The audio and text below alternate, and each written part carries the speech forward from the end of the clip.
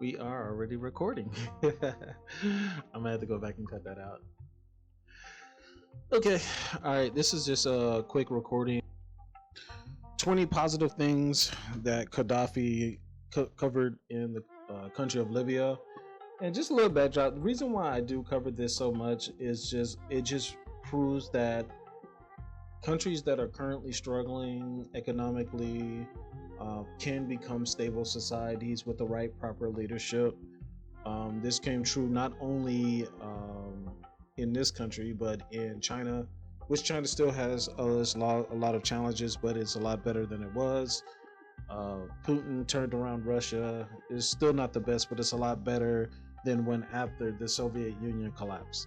So today we're just going to talk about Libya and 20 good things that Gaddafi did do. A lot of people, they only talk about some of the bad things that he did do. He is not a completely innocent. There was some terrorism that he did do early in his career, but so has the United States. So let's just talk about some positive things. Okay, so just the thing, Gaddafi ruled Libya from 1969 to 2011. He oversaw sweeping economics and social restructuring. So basically, he uplifted the country out of poverty using the oil wealth and the locational wealth from travel and commerce between Europe and Africa. Yeah. And one of the biggest things, education and health and housing. It's a big thing that he pushed through.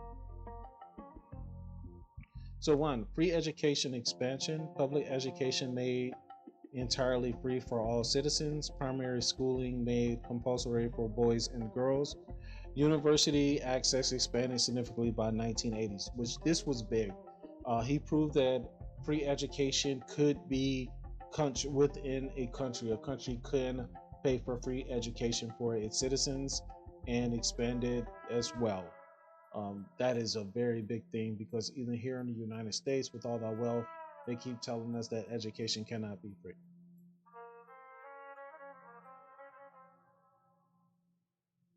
Okay, and then universal health care on it. That's something else that Libya had. It basically, like in Europe, especially on the African continent, having to where healthcare is free for the most part, especially in rural areas. Some of them under the rule of Gaddafi, they had medical access for the first time. So that is very good. Rising national income. He grew the GDP of his country based off oil to where the country was the richest African country African country, meaning on the continent of Africa, Libya was the richest country and stable as well. Yeah, 1970, this is when he became a lot of conflict with the West, but he nationalized the oil, which was very good for his people, and he put it to work within the economy.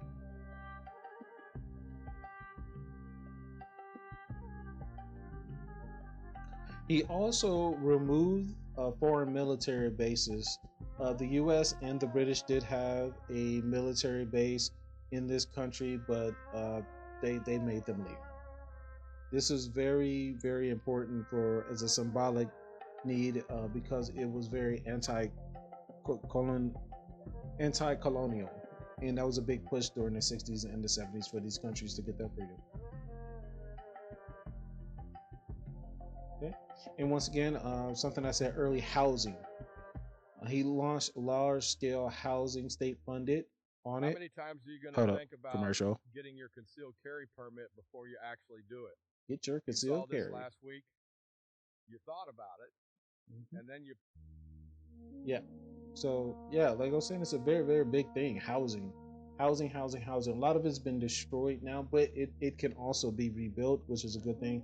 But it just proved the government was providing housing to him, public housing to his people, which here we do, but in Libya it was different though.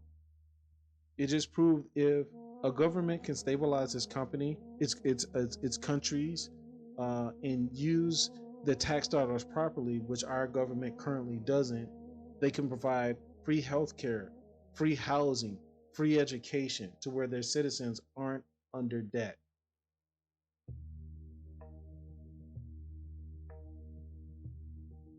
Okay? And he also subsidized basic goods such as fuel, food, and power, all subsidized to keep it low for its citizens because the country was so wealthy that it could provide this. And not just wealthy, the money was well managed. Even women went to university. And that was very good, especially in an Islamic country.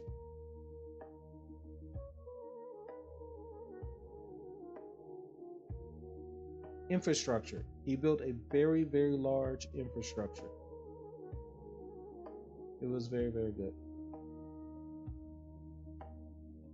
And also with public utilities, he brought water to the desert part of Libya. And that's something the people there, it was something very new. He basically created, through large piping, he was able to pump the water through desalination all the way through the desert. Of course, he had a lot of people there with him, people within his cabinet that helped this.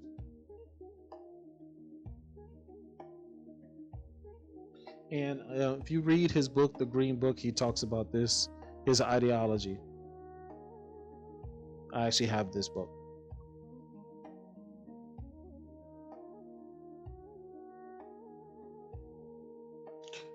He rejected capitalism and communism with both socialist ideology, but not communist. And he promoted a system of direct democracy through the People's Committee.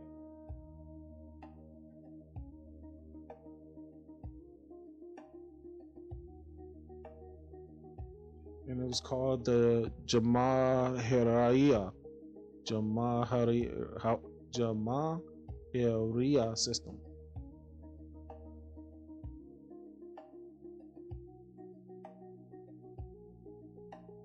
And he also had Pan-African initiatives, like through Libya, which is up here. That this is wrong on the map. Libya is here.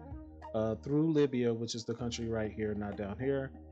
It would spread throughout Africa to make the African Union, which is in control, a lot stronger. That was his goal.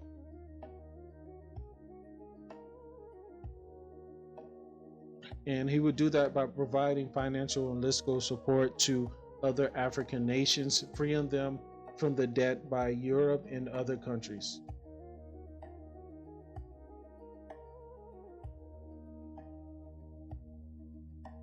And this is another big one. His state led agricultural development projects launching arid regions. So basically, as you can see in this photo here, where you have the desert, they were building farmland in the desert through irrigation waterways, through large piping, and it was working very well.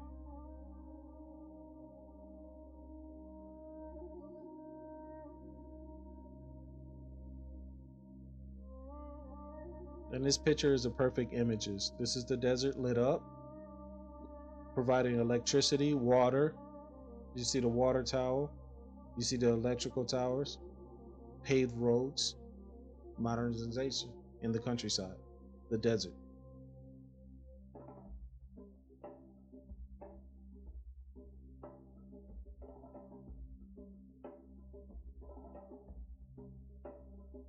At one time, Libya was under a monarchy, but that was done away with under Gaddafi.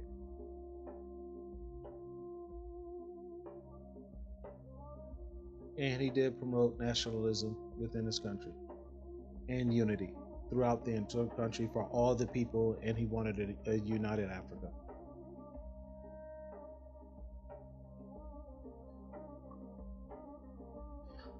The state did become the dominant employer in the country, which they had the money for through the oil revenue to do that. So it basically reduced unemployment. There was no reason why a person would not have a job.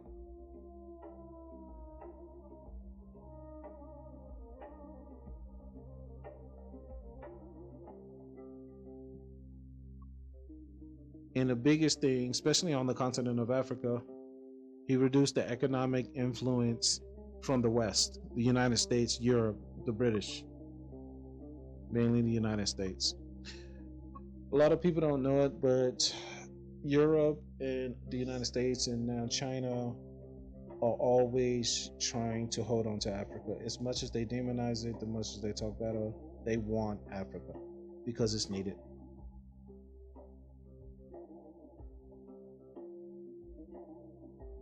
So, in summary, the biggest things he did do was major social reforms through education and healthcare.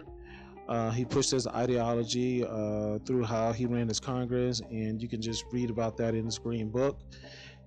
And he used the oil in his energy sectors to raise the GDP, and by properly managing that money, he was able to help his people. And his goal was to help the entire continent of Africa, which is sad because they didn't help him when he needed it.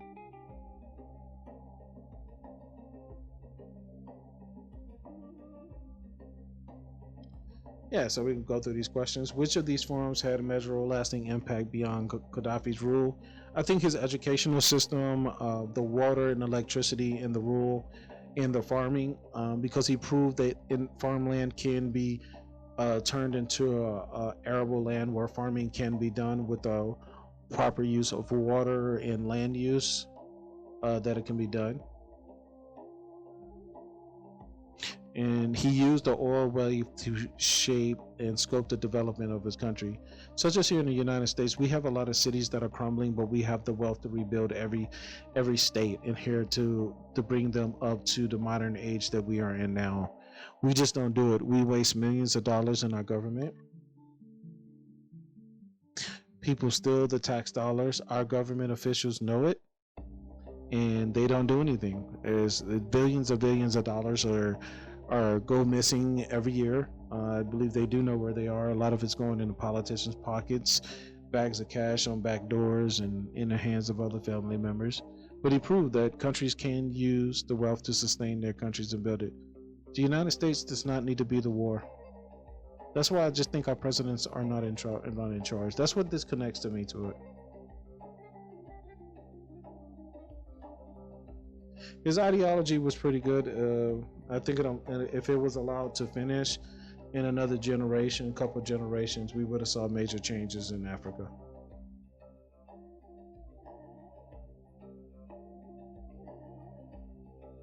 But I would say to take from this, we could use this in our own country. The biggest thing in this country we just need to use is holding our politicians accountable for waste, fraud, and abuse. Because we can push for better healthcare, we can push for just better things in the country. It's just like there's a force that's fighting us not to have it. Thank you.